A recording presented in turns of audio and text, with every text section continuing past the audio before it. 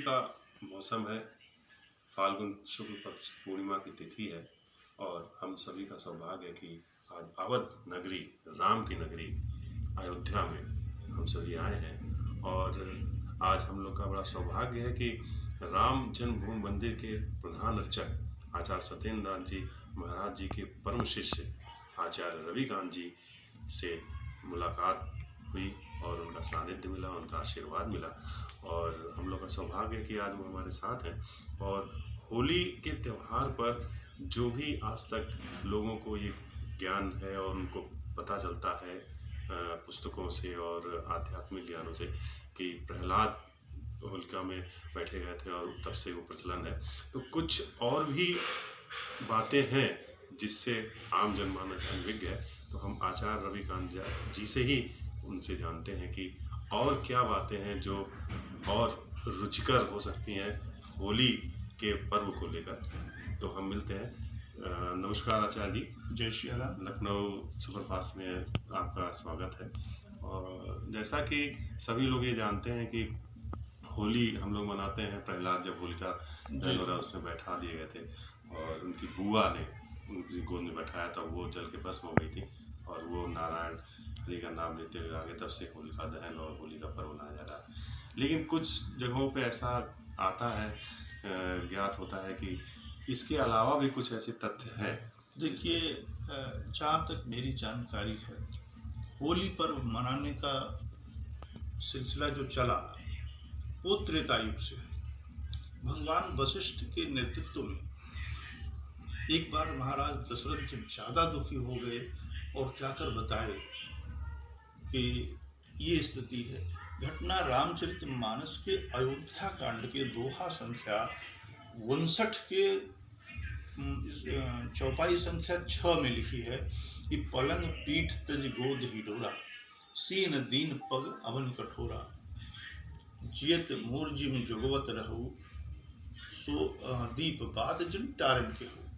कौशल्या जी कहती हैं कि जिस जानकी को मैं प्रज्वलित दीप की ज्योति बढ़ाने के लिए नहीं कहा, जिसने कभी गोद से उतरकर पलंग पर और पलंग से उतरकर गोद में अपना जीवन व्यतीत किया, वह आज बन जा रही है। और यह प्रसंग त्रेता के उस संदर्भ से मिलता है जिससे श्री अवध की समस्त जनता त्रस्त थी। राक्षस कुल में रावण के खानदान में विश्रवा की ही वंशावली में एक राक्षसी पैदा हुई जिसका नाम था होलिका। वह इतनी उद्दंड थी कि रावण के नेतृत्व को संस्थापित करने के लिए अयोध्या नगर के ऊपर पत्थरों की बरसात करती थी। और इस पत्थरों की बरसात से जब अयोध्या की जनता त्रस्त हुई तो महाराज दशरथ भगवान वशिष्ठ के यहाँ इसका विकल्प, इसका उपाय खोजने के लिए पहुंचे।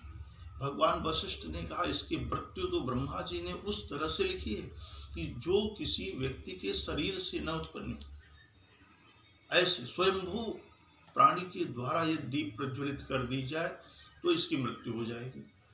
और जानकी जी किसी के शरीर से नहीं उत्पन्न हुई थी, मेरी माँ पृथ्वी से पैदा हुई थी, इसलिए मेरी माँ के पास ये क्षमता थी। भगवती जानकी ये दीप प्रज्वलित कर देती तो उस राक्षसी का अंत हो जाता।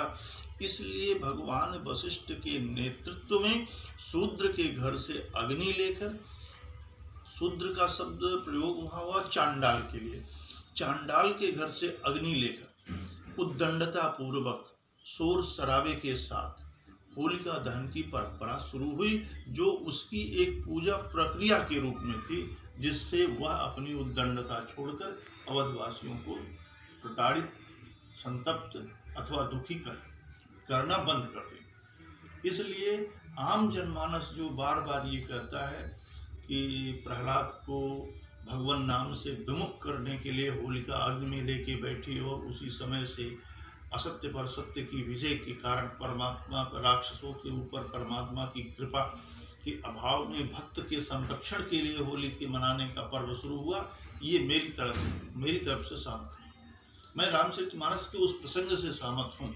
और ये हमारे सनातन संस्कृति का एक 50 रुपये का पंचांग, ऋषिकेश पंचांग, जिसमें होली जलाने के मंत्र और प्रक्रिया का पूरी तरह से वर्णन किया गया है।